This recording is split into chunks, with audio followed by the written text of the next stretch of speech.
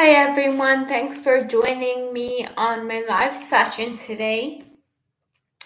Today I'll be discussing an important topic, trying to be someone else. I've divided this our time into three separate topics. First one will be how you can lose yourself trying to be someone else. Our second topic will be how we don't lose ourselves, how we cannot lose ourselves trying to be someone else. And our final topic will be why we shouldn't want to be someone else. So let's start with our first topic, how we can lose ourselves trying to be someone else. So in our society, today, we tend to read advice columns, watch the news, watch ads, and our opinions tend to get swayed by these things, and they tend to influence our decisions about other things and about ourselves. What the correct weight should be, what a correct weight should be, what our diet should be, what our interest in clothing should be. And the more we listen to these external opinions, so to say, the further we get away from our true identities, and we're not able to know what we really want. So currently in our society, we're like chameleons. We hear the latest diet, go reduce our weight 20 pounds. That's our new diet. We hear about new clothes that are fashionable. The new black is in, the new pink. That's what we end up wearing.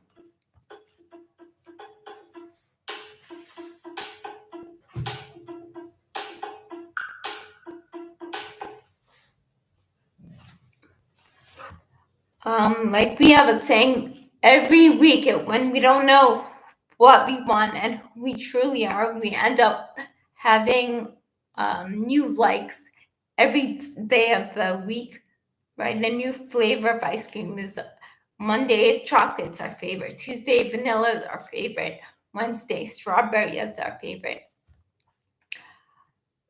The other thing, when we start comparing ourselves to other people, we tend to lose our identities. When we try to attain something so much, that promotional work, that correct body weight, when we try to strive so much, when we get lost in the rat race to make enough money so we can attain whatever luxury we want.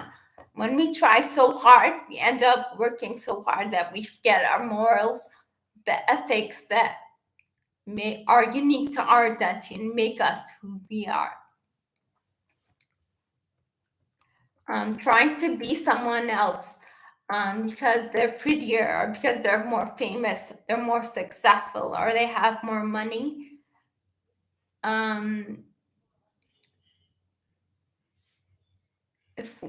Once we start comparing ourselves, that's when we forget what makes us unique and what makes us who we are.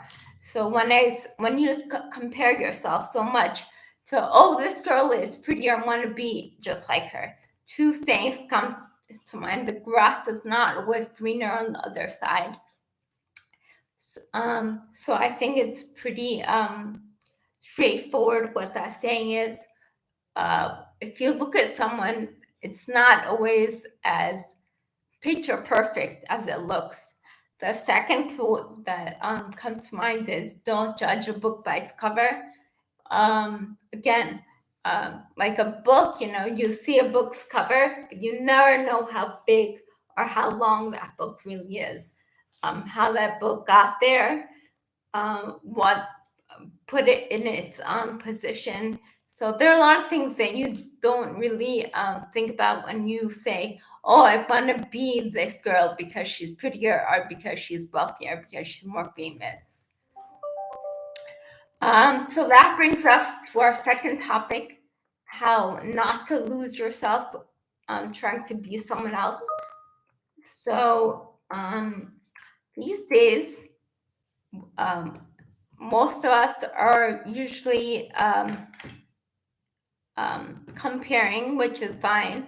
Most of us are usually, are not most of us, some of us have yearnings to be prettier or more famous or more successful.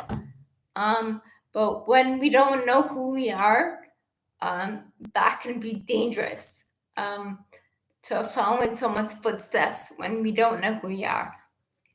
So the first thing to make it less dangerous is knowing who you are. And what does this mean?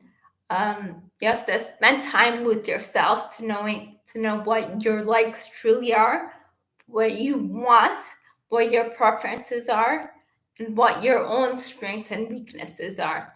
Like I said, it's fine to end up comparing, or everyone has goals in life, and you should have goals. But when you strive to achieve them without knowing what your personal goal is, or what really makes you satisfied or happy, that's when you can get lost. So once you can meditate or spend time with yourself and know what maybe clicks your button, or what you really want, what makes you happy, that's when the comparison or the yearning doesn't become as dangerous. And once you do know who you are, you won't follow any fad mindlessly, and you can listen to an opinion and have a more detached approach. You can follow the fad with a more detached approach.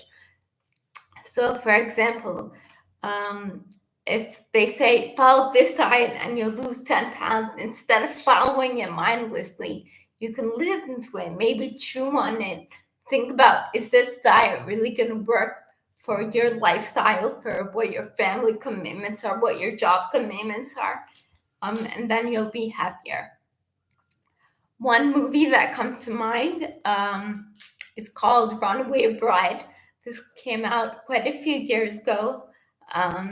It's a romantic comedy, and it's the main character of the movie ended up running away from the altar every time she was about to get married. And why did this happen? Because every man that she was in a relationship, she started assimilating herself to his desires, his likes, his wants. So she never really formed her true or her own identity. So identity is not formed automatically. To form your identity, of course, you need to, I would say, in the best words, you have to taste all the flavors of ice cream to know what you want. So my identity was not formed until I was in middle school, and that's when I understood what my strengths and my weaknesses are. That doesn't mean I became confident in what was. I think it took me until high school to understand, or to really understand, these are things I'm good at. I'm valuable because of this and that. So it took me a couple of years to understand and to accept my identity. And the final topic for today's discussion is why we shouldn't try to be someone else. Sometimes it's hard, especially for those of you out there in a similar situation to me, having a terminal ailment.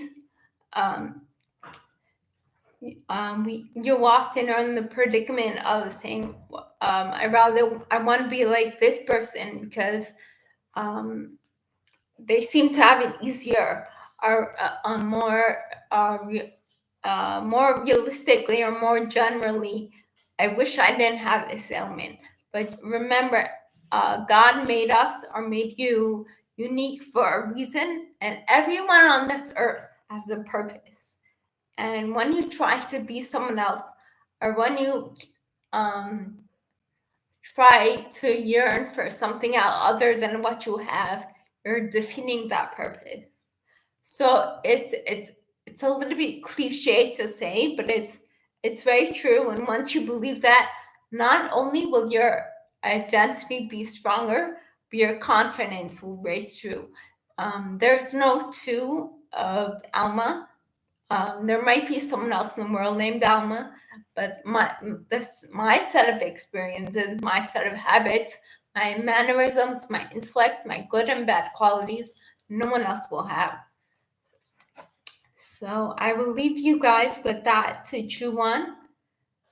Again, what we discussed today is how you can lose yourself trying to be someone else. How not to lose yourself being someone else, and why you don't want to be someone else. And thank you all for joining me.